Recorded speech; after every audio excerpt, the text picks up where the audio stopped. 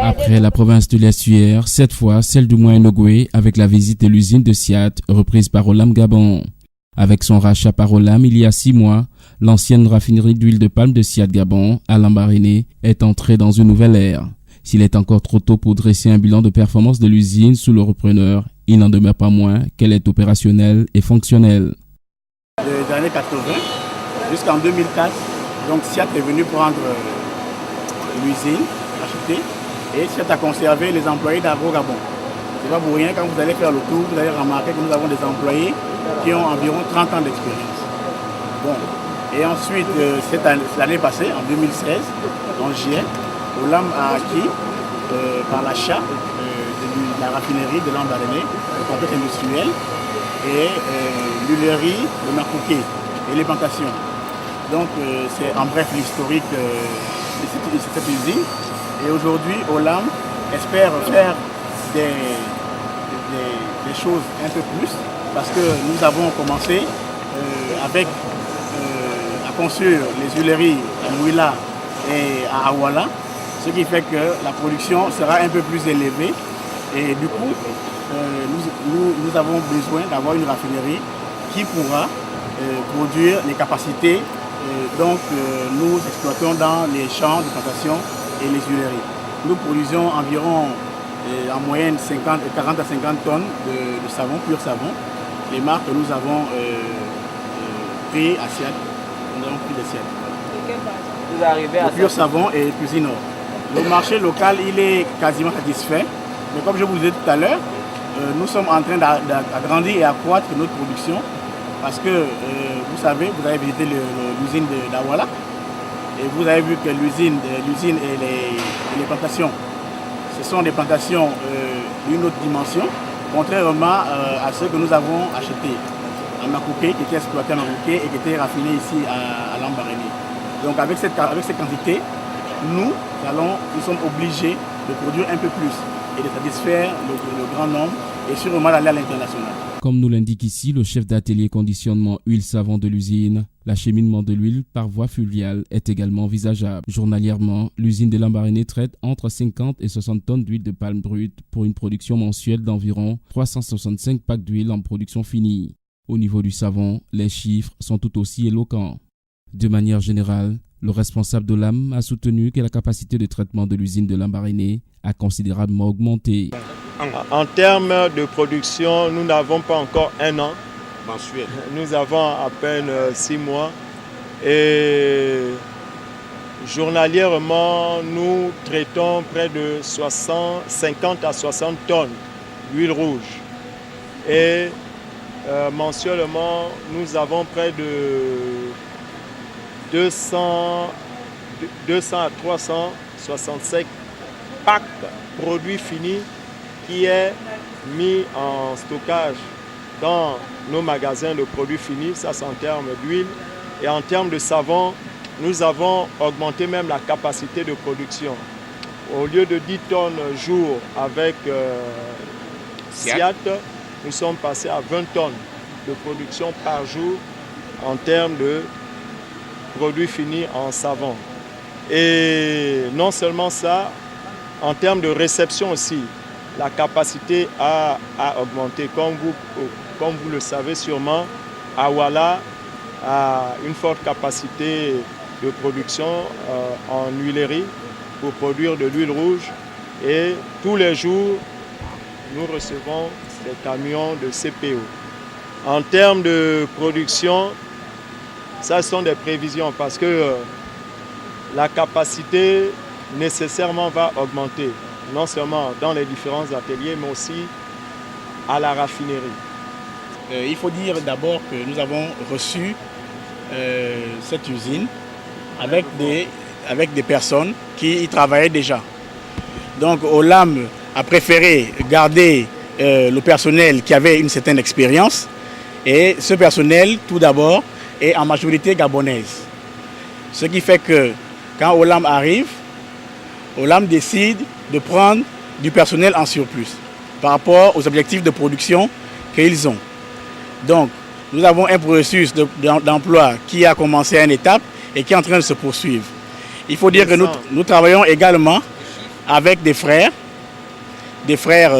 étrangers, ici. Les chiffres, nous sommes à 78 employés spécialisés dans la production d'huile et de savon.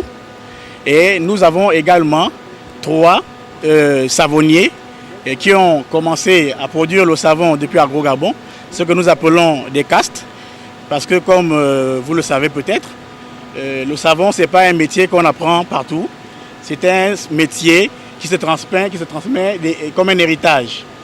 Donc aujourd'hui, nos savonniers sont un peu le symbole de la représentation que le Gabon et que les Gabonais connaissent le processus de production de l'huile et du savon. Maintenant, nous avons reçu, comme on dit, des frères qui nous ont amené leur technicité, donc nos frères indiens qui nous ont amené leur technicité, et nous continuons à travailler avec eux pour que les choses aillent de mieux en mieux. Globalement, ils sont combien? Globalement, les Indiens sur mon site, ils sont 4. Nous avons le directeur, nous avons 2 directeurs et un assistant du directeur. Nous avons trouvé ici un sous-traitant avec SIAT déjà, qui faisait dans la gestion de l'environnement, dans le nettoyage. Et nous avons préféré travailler avec lui. Il fait sa prestation et puis tout va de mieux en mieux. Nous avons regardé toutes les activités qui se font à l'intérieur de ce site, qui sont des activités de raffinerie. Nous avons vu on produit ici du savon à base de nos matières premières. Nous produisons aussi de l'huile. Nous avons aussi remarqué que les emballages sont aussi produits sur place. Et nous avons appris que tout ce travail est réalisé par des authentiques Gabonais. 94% des personnes qui travaillent ici sont des Gabonais avec de la matière première aussi gabonaise, une expertise totalement locale. Donc c'est une réussite. Aussi parce qu'il y a eu un transfert entre l'ancienne société, c'est-à-dire CEP Gabon, et le nouvel acquéreur Olam Gabon, qui a préservé les emplois de ceux qui étaient là et qui renforce aujourd'hui une nouvelle politique d'emploi en permettant aux anciennes générations de transmettre des compétences aux nouvelles générations.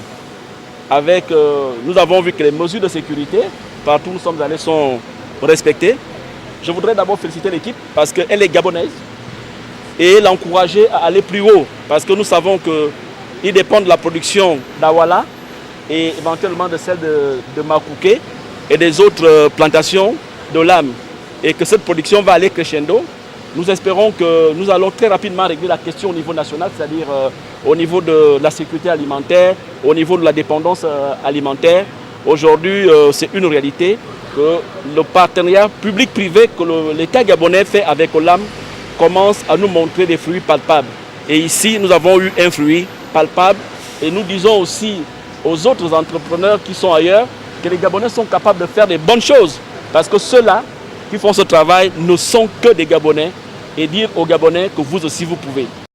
Autre étape de ce périple des communicateurs, la province de Langounié, où la visite a commencé dans le chef-lieu de Ndoulou, principalement dans la ville de Mandji. Alors que ces terres ont longtemps souffert de l'absence de projets d'agriculture de masse, le chef-lieu du département de Ndoulou, dans Langounié, apparaît désormais comme un des symboles de l'agro-industrie sous l'impulsion d'Olam Gabon. Aux abords de la ville, en effet, la filiale locale du géant singapourien y développe la culture de palmier à huile. Le lot exploité s'étend en effet sur 31 000 hectares, dont 9 300 hectares ont été dédiés pour la culture de palmier à huile. Le reste constituant les zones à haute valeur de conservation, en abrégé HVC. 8 350 hectares ont déjà été plantés, il ne reste environ que 950 hectares à cultiver, a précisé le directeur de la plantation. Pour le moment, à Mandji, il y a trois plantations réparties en lot comme toi. Donc, le lot 2 Mandji. La superficie du lot est de 31 000 hectares. 31 000 hectares. Parmi ces 31 000 hectares, nous avons laissé une grande zone de HVC, haute valeur de conservation. Et dans les 31 000 hectares, nous avons que 9 300 hectares que nous avons plantés. C'est ce qui est vraiment disponible. Tout le reste, c'est les zones de conservation et les zones non plantables. Nous avons commencé les activités ici en 2014. Dont nos premiers paniers datent de décembre 2014, ici à Mondi. Donc en 2017, là, nous avons commencé notre première récolte, Nous avons actuellement un effectif local de 917 personnes. À côté de ça, nous avons des expatriés qui sont là, des Indonésiens et autres, qui sont à peu près 358 aussi. Locaux combien? Locaux, nous sommes à 915 pour l'instant.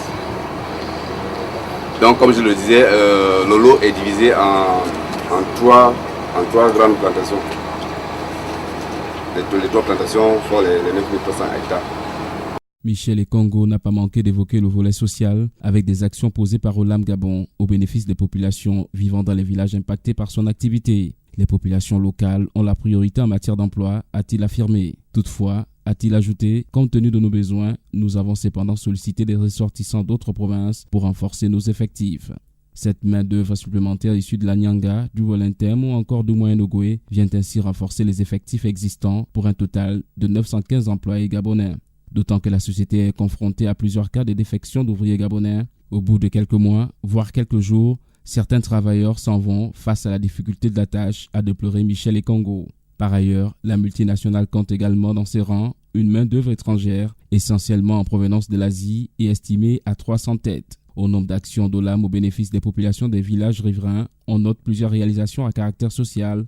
Nous avons mis en place l'éclairage public, nous avons également creusé des puits et réhabilité les écoles et dispensaires existants, a rassuré Michel Ekongo. Nous avons eu à traiter avec les villages environnants. Tous les villages impactés ont eu la primauté d'amener leurs travailleurs. On en a pris suffisamment.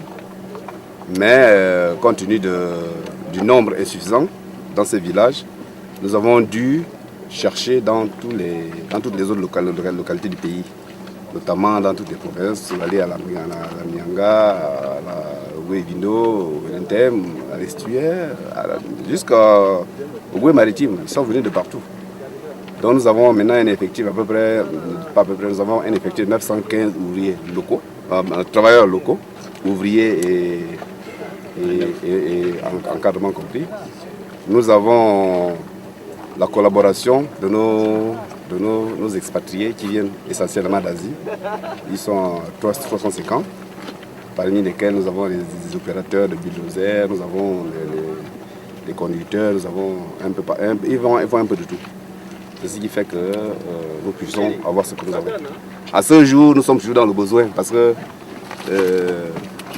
le phénomène qu'on a remarqué ici, c'est qu'on fait venir nos compatriotes pour travailler, mais devant la dureté du travail, la plupart retournent. Ils abandonnent. Après quelques semaines, quelques jours, même quelques mois, ils démissionnent et ils repartent. Et ça va causer, la paye est là, la paye c'est celui qui travaille qui reçoit la paye. Si on ne travaille pas, on n'a pas la paye. Et ça va causer un problème parce que d'ici là, nous allons compléter les 9000 hectares. Et le total des ouvriers que nous devons voir pour conduire toute cette zone, on ne va pas l'avoir. Nous sommes toujours en déficit. Et tout travailleur qui voudrait bien venir travailler à Mandji est toujours le bienvenu. On en a toujours besoin pour faire ce qu'on veut avoir. Au niveau des villages, on a fait beaucoup de choses. On a mis déjà l'éclairage public dans tous les villages impactés. À côté de ça, nous avons creusé des puits dans tous ces villages impactés. Nous avons réhabilité les écoles, pour ceux, là où ça n'existait. On a réhabilité déjà toutes les écoles de tous ces villages impactés. Même celle de la commune de Mandji a été réhabilitée. Actuellement, nous sommes en train de réhabiliter le logement de l'infirmier au niveau du médecin, au niveau de Mandji. Les dispensaires de tous ces villages ont été réhabilités aussi. Autant de réalisations ayant arraché quelques commentaires à Dieudonné Milama, actuellement à la tête d'une mission sur les sites d'Olam à travers le pays. Nous venons de regarder exactement ce qui se fait ici à Mandji. vous avez entendu que la concession, c'est une concession de plus de 30 000 hectares, mais la partie rentable, celle qui a été utilisée, est de à peu près 9 500 hectares. Encore pour des questions de conservation, 60% des superficies ont été préservées, des forêts qui représentent des fortes concentrations au niveau de la biodiversité. Donc, nous pensons que le groupe Olam continue à respecter l'environnement. C'est pour cette raison qu'il y a des forêts qui ont été enlevées, alors que ces forêts étaient les plus intéressantes. Toutes les forêts à forte valeur de conservation ont été exclues des zones de plantation. Mais ce qui est très important, c'est que quand le Gabon a compté les terres arables, les terres sur lesquelles on peut planter, cette zone n'était pas exclue, n'était pas comprise plutôt. Parce que c'est des zones, comme vous pouvez le regarder ici et le voir, il y a les cailloux. Et la spécificité de cette plantation, c'est qu'elle est pratiquement bâtie dans des zones que personne ne pouvait exploiter. Ni les populations locales, ni un certain nombre d'autres agro-industries. Donc, c'est vraiment une technologie, une révolution technologique que de pouvoir planter sur les cailloux. Et si on était venu en saison de pluie, de forte pluie, nous aurions vu qu'il y a des zones totalement inondées qu'on a pu récupérer pour planter. Donc, c'est intéressant aujourd'hui de pouvoir valoriser les zones qui étaient pour nous les Gabonais des zones impropres. Ce sont ces zones-là qui vont nous produire la richesse de demain. Et ce qu'il faut comprendre aussi, c'est que les populations, comme il nous l'a expliqué, toutes les populations de toute cette zone-là ont pu trouver de l'emploi ici. Et qu'aujourd'hui, on va jusqu'à Makoko ou jusqu'à Tchibanga pour venir renforcer la zone en main-d'œuvre. C'est vraiment l'occasion de lancer un appel à tous les jeunes de Mandji, de Mouila, de Fougamou, qui sont en Libreville et qui ne travaillent pas, qu'ils soient ingénieurs, qu'ils soient techniciens, qu'ils soient ouvriers, pour leur dire à Mandji, il y a de l'emploi. Aucun jeune de cette zone ne devra être au chômage à l'état actuel de l'évolution de cette partie du Gabon. Donc c'est cet appel que je veux lancer à tous nos frères de Langounier et de Lanyanga, eux bien d'ailleurs qui sont à Libreville, que ici, dans la forêt de Mandji, il y a de l'emploi. Cap sur Mouila, au sud du Gabon, où Olam Gabon nourrit des belles ambitions dans la capitale provinciale de Langounier, qu'elle envisage placer au cœur de l'industrie de l'huile de palme dans le pays, mais également en Afrique. Présentée comme le cœur de l'activité industrielle d'Olam Gabon, la ville de Mouila, dans Langounier, nourrit des belles ambitions dans l'activité de l'huile de palme. Déjà dotée de la plus grande usine du continent dans cette activité, la ville ambitionne ainsi, dans un horizon proche, de devenir la référence africaine de l'industrie de l'huile de palme. En effet, Olam Gabon a mis les petits plats dans les grands pour atteindre cet objectif. Bien qu'encore en phase de test, l'usine de Mouila a déjà une capacité de traitement de 90 tonnes de résine de noix de palme par heure. Une performance qui, selon les techniciens, devrait aller crescendo avec la construction prévue en 2019 d'une nouvelle usine. En attendant, l'ensemble des éléments dédiés à l'alimentation de l'usine a déjà été mis en place. En effet, Olam Palme Mouila a lancé ses activités en avril 2012. Elle dispose ainsi de 3 lots, dont le premier comprend les sites PK19 Mboku. Mandji est le principal site du lot 2 et Moutassou, celui du lot 3. Au total, la société a déjà planté une superficie totale de 38 300 hectares sur l'ensemble des 3 lots, soit 15 884 hectares pour le lot 1, 8 300 hectares pour le lot 2 et 14 114 hectares pour le lot 3. Selon le responsable des ressources humaines, Olam Palme Mouila, la récolte a démarré en 2016 avec la première opération évaluée à 7100 tonnes. Nous avons commencé nos activités au mois d'avril 2012. À ce jour, Olam Palme Mouila, c'est 3 lots. Nous avons le lot 1, dans lequel vous vous trouvez, qui est composé donc du PK19, ici où nous sommes, et de Mboku. Nous avons le lot 2, c'est Mandji, je pense que vous y étiez déjà. Et il y a le lot 3, qui est celui de Moutassou. Et donc, en matière de superficie déjà plantée à Olam Palme Mouila, nous avons une superficie totale de 38 300 hectares déjà plantés. Le lot 1, 15 884 hectares. Le lot 2, 8 300 hectares. Et le lot 3, 14 114 hectares précisément, plantés à ce jour. Nous avons commencé la récolte parce que jusqu'en 2016, nous étions dans le mode planting. Nous ne faisions que planter. Nous avons commencé nos récoltes en 2016. Et la première récolte en 2016 a donné 7100 tonnes au total pour la première récolte. Pour une surface plantée totale que je vous ai donnée tout à l'heure, les seules surfaces qui restent à planter est de 5000 hectares. Donc c'est ce que nous projetons faire en 2017, planter 5000 hectares au total. Concernant les employés, au niveau de l'Ampalm Mouila, nous avons un total de 5365 travailleurs gabonais, 5365 travailleurs gabonais, dont 1672 femmes. Vous comprendrez que nous laissons une place assez importante aux femmes dans nos activités diverses. Pour le personnel étranger, il est principalement composé d'agents hautement qualifiés qui sont là pour la transmission des connaissances, le transfert des connaissances afin d'aboutir à une véritable nationalisation des postes. C'est ça notre objectif. Donc toutes ces personnes, tôt ou tard, finiront par partir et il reviendra aux nationaux de prendre les rênes de la société en main afin d'assurer les lendemains de celle-ci. En matière de logement, nous avons une politique de logement. Nous logeons nos employés sur site, de manière générale. Tout le personnel de maîtrise et les cadres sont logés sur site.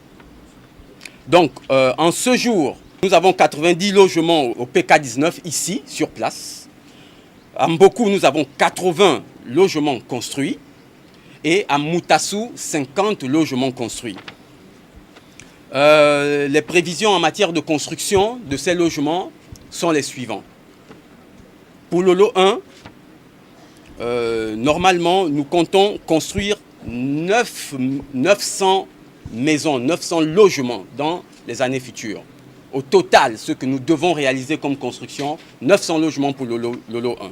Concernant le lot 2, 500 logements.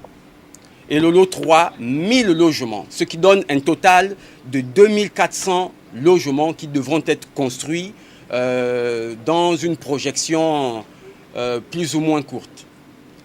Ce qui correspond aujourd'hui à 15%. Nous avons à peine atteint 15% de la réalisation de cet objectif de construction en matière de logement.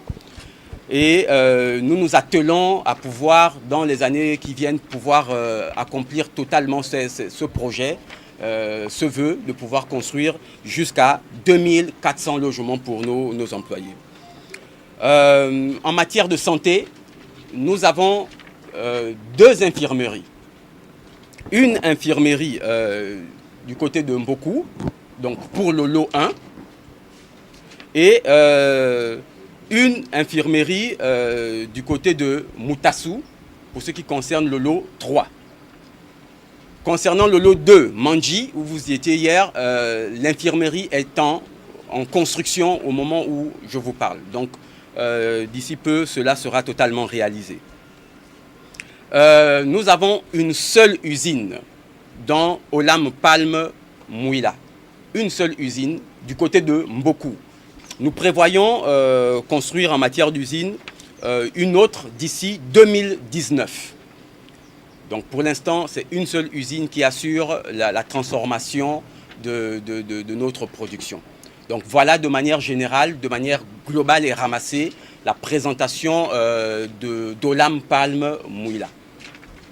Nous venons de terminer la partie industrielle des plantations de Mouila. Je crois que ce que nous avons d'abord constaté, c'est d'abord l'étendue des superficies, dont plus de 30 000.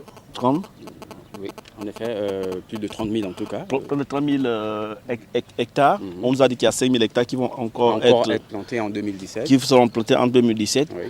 l'une des plus grandes plantations d'Afrique, la plus grande plantation d'Afrique. Et nous avons aussi vu quelque chose de très important, c'est l'usine qui est la plus grande usine d'Afrique. L'objectif du Gabon étant de devenir numéro 1 dans la production de l'huile de palme. Je pense qu'avec cette plantation, avec Mouila, nous sommes en train d'y aller lentement, même je ne peux pas dire lentement, rapidement et sûrement. Donc dans quelques instants, cette usine aussi va rentrer en production. La spécificité de la province de Langounié, c'est qu'avec Olam, nous avons réussi à coloniser les zones de savane qui étaient hier impropres à la culture, surtout industrielle. Comme vous avez constaté, ici, dans ce lot, toute la plantation est faite dans la savane et non dans les zones de forêt qui sont automatiquement classées en conservation. Donc, en plus de ça, c'est 5000 emplois de créer, des 5000 emplois directs, dont 5000 familles qui vivent du fruit de ce projet. À côté de cela, il y a des emplois indirects. Nous avons constaté qu'il y a des camions qui transportent le personnel qui sont en sous-traitance ici. Donc ce sont des emplois indirects tout autour. Nous aurons le temps de bien regarder tout cela. Je voudrais ici aussi féliciter le fait que ce sont des jeunes Gabonais. Nous avons vu des jeunes Gabonais, des femmes aussi, que nous avons rencontrées, aussi bien à l'usine qu'au niveau de la production, des jeunes ingénieurs qui sont partis de Libreville, qui ont été formés à l'USTM en Tunisie ou dans les écoles de management au Sénégal, qui sont ici pour nous démontrer qu'avec les Gabonais, on peut faire des grandes choses. Il n'y a plus assez d'expatriés ici, parce que le transfert de compétences est en train de se faire sûrement aussi, et se fait très bien. Donc nous avons des jeunes Gabonais qui sont là. Impossible n'est plus Gabonais, je vous remercie.